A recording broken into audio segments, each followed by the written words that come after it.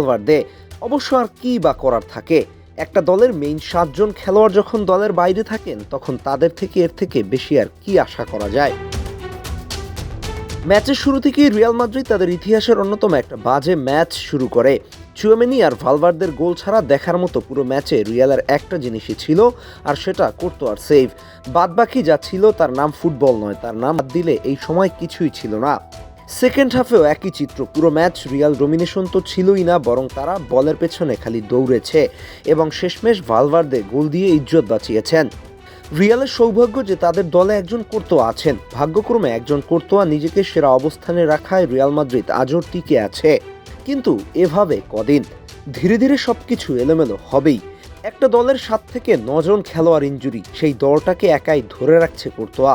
মনে রাখবেন, যেদিন কোর্তোয়া অফ ফর্মে যাবে রিয়াল মাদ্রিদকে রক্ষা করার আর কেউই থাকবে না। আর্নল্ডজনক Trent Alexander Arnold defensively expose হইতেছে। ক্রস ও অ্যাটাকের ট্রেন্ডের কোনো তুলনা কোনো কালেই ছিল না। সেই লিভারপুলের সময় থেকে মাদ্রিদের একাল ট্রেন্ডের ডিফেন্ডিংয়ে উন্নতির ছাপ নেই।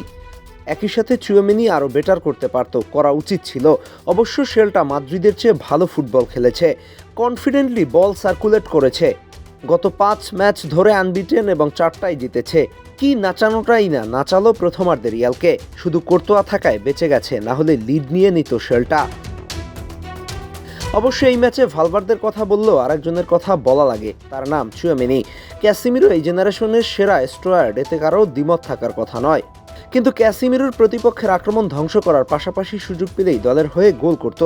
ক্যাসিমিরোর রিপ্লেস হিসেবে মাদ্রিদে চুয়ামেনিকে আনার পর ডিফেন্সিভ দিক থেকে চুয়ামেনি সার্ভিস দিলেও ক্যাসিমিরোর মতো গোল স্কোরিং অ্যাবিলিটি পাচ্ছিল না।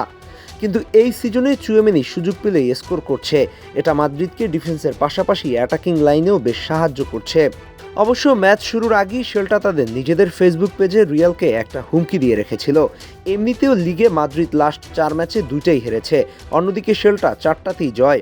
ডিসেম্বরে বার্নাবিউতে হারিয়েছে, আর এবার তার নিজ মাঠ, তার উপরে ম্যাচের আগেই এরকম হুঙ্কার। তারা হাঙর হয়ে রিয়ালকে খেয়ে ফেলতে চেয়েছিল, কিন্তু রিয়ালকে খাওয়া আসলে এত সহজ না। কোনো না কোনোভাবে রিয়াল মাদ্রিদ ঠিকই উল্টো খেয়ে দেয়, এই জিনিসটা হয়তো তারা আজ বুঝে গেছে। দর্শক কি মনে করেন, এই রিয়াল মাদ্রিদ কি এই সিজনে কামব্যাক করতে পারবে?